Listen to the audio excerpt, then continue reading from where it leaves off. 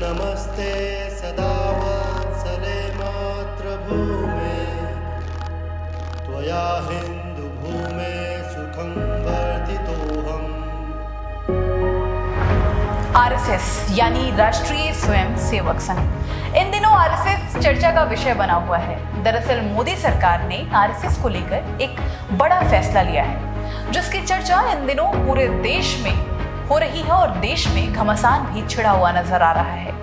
आज से ठीक 58 साल पहले कांग्रेस ने आरएसएस को लेकर एक बड़ा फैसला लिया था, जिसकी चर्चा लगातार देश में होती रहती थी।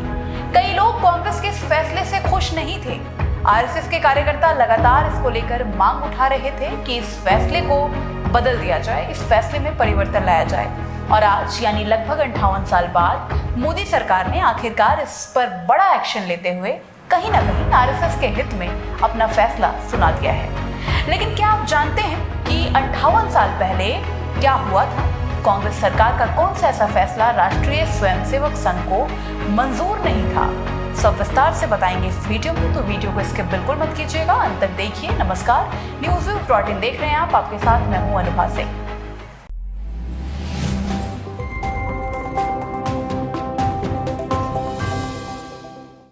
बात साल 1966 की है। 1966 में कांग्रेस सरकार ने फैसला लिया था, जिसमें सरकारी कर्मचारी आरएसएस के कार्यक्रमों में हिस्सा नहीं ले सकते थे। अब सरकारी कर्मचारियों के राष्ट्रीय स्वयंसेवक संघ के कार्यक्रमों में हिस्सा लेने पर लगी रोक को केंद्र सरकार ने हटा दिया है। बीजेपी आईटी सेल प्रमुख अमित मालवीय ने भी इस आदेश को अपने सोशल मीडिया प्लेटफॉर्म एक्स पर पोस्ट किया। अब आपको इतिहास में थोड़ा लेकर चलते हैं। साल 1965, उस वक्त देश में गौ हत्या पर रोक लगाने के लिए और गौ रक्षा को लेकर सख्त कानून बनाने की मांग तेज हो रही थी। इसको लेकर देश भर में आंदोलन भी शुरू हो गया और काफी लंबे समय तक चलता रहा था ये आंदोलन। साल 1966 में बड़े बड़े संत गौ हत्या पर रोक और गौ रक्षा को लेकर सख्त कानून की मांग को लेकर दिल्ली पहुंच गए। फिर 7 नवंबर 1966 को साधु संत इस मांग को लेकर संसद के बाहर पहुंच गए और धरने के साथ आमरण अनशन पर बैठ गए और ऐलान कर दिया। कहा जाता है कि इस दौरान पुलिस ने फायरिंग की और साधु संतों और गौ रक्षकों के अलावा कई कार्यकर्ता मारे भी गए थे। इस दौरान दिल्ली में कर्फ्यू लगाने की नौबत आ गई थी और कई संतों को जेल में बंद कर दिया गया था। इस प्रदर्शन के बाद 30 नवंबर 1966 को केंद्र सरकार ने आरएसएस के कार्यक्रमों में सरकारी कर्मचारियों के शामिल होने पर रोक लगा दिया। साल 1966 में राष्ट्रीय स्वयंसेवक संघ के कार्यक्रमों में सरकारी कर्मचारियों के शामिल होने पर रोक लगाने वाले फैसले को बाद में साल 1970 में भी रोक संबंधी आदेश जारी किए गए। इसके बाद जब साल 1977 में जनता पार्टी की सरकार बनी और मोरारजी देसाई प्रधानमंत्री बने, तब आरएसएस के कार्यक्रमों में सरकारी कर्मचारियों के शामिल होने पर रोक लगाने वाले आदेश को निरस्त कर दिया गया। लेकिन इसके बाद जब साल 1980 आता है, 1980 में इंदिरा गांधी फिर सत्ता में लौटी और उन्होंने पुराने आदेश को फिर से लागू कर दिया। इसके बाद से सरकारी कर्मचारियों के आरएसएस के कार्यक्रमों में शामिल होने पर रोक लग गई थी पूरी तरह से।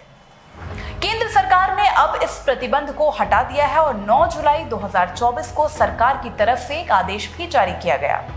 इस आदेश में कहा गया कि राष्ट्रीय स्वयंसेवक संघ यानी कि आरएसएस की गतिविधियों में सरकारी कर्मचारियों के हिस्सा लेने के संबंध में ये आदेश जारी किया जा रहा है। इसमें आगे लिखा गया कि समीक्षा करने के बाद ये निर्णय लिया गया है कि 30 नवंबर 1966, 25 जुलाई 1970 और 28 अक्टूबर 1980 को जारी हुए सरकारी आदेशों से राष्ट्रीय स्वयंसेवक संघ का नाम हटा दिया जाए। क्या आप जानते हैं आरएसएस पर कितनी बार बैन लग चुका है? दरअसल आरएसएस पर अब तक 3 बार बैन लग चुका है। बता दें, राष्ट्रीय स्वयंसेवक संघ की स्थापना 27 सितंबर 1925 को विजयदशमी के दिन की गई थी और 99 साल के सफर में आरएसएस ने कई उपलब्धियां हासिल की है। लेकिन इस दौरान आरएसएस पर 3 बार प्रतिबंध भी लगाया जा चुका है। 30 जनवरी 1948 को महात्मा गांधी की हत्या के बाद सरकार ने आरएसएस पर पहली बार प्रतिबंध लगाया था। हालांकि 11 जुलाई 1949 को संघ को अपना संविधान बनाने और उसे प्रकाशित करने की शर्तों के साथ प्रतिबंध हटा दिया गया था। अगर दूसरी बार का जिक्र करें तो दूसरी बार 1975 में आपातकाल के दौरान राष्ट्रीय स्वयंसेवक संघ को प्रतिबंध का सामना करना पड़ा। इस दौरान बड़ी संख्या में स्वयंसेवकों को जेल में भी डाल दिया गया और 2 साल तक प्रतिबंध रहा था।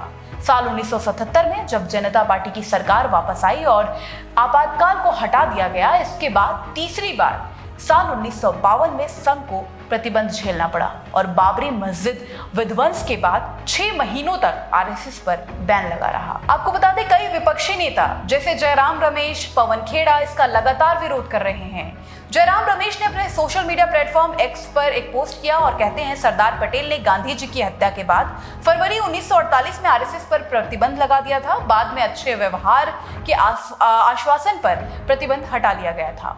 इसके बाद भी आरएसएस ने नागपुर में तिरंगा नहीं फहराया। ये ट्वीट था जयराम रमेश का। इस मामले में आरएसएस का बयान भी सामने आया। आरएसएस के अखिल भारतीय प्रचार प्रमुख सुनील अंबेकर ने कहा कि राष्ट्रीय स्वयंसेवक संघ बीते 99 सालों से सतत राष्ट्र के पुनर्निर्माण एवं समाज की सेवा में संलग्न है। राष्ट्रीय सुरक्षा, एकता, अखंडता एवं प्राकृतिक आपदा के समय में समाज को साथ लेकर संघ के योगदान के चलते समय समय पर देश के विभिन्न प्रकार के नेतृत्व ने संघ की भूमिका की प्रशंसा भी की है। अपने राजनीतिक स्वार्थों के चलते तत्कालीन सरकार द्वारा शासकीय कर्मचारियों को संघ जैसे रचनात्मक संगठन की गतिविधियों में भाग लेने के लिए निराधार ही प्रतिबंधित किया गया था।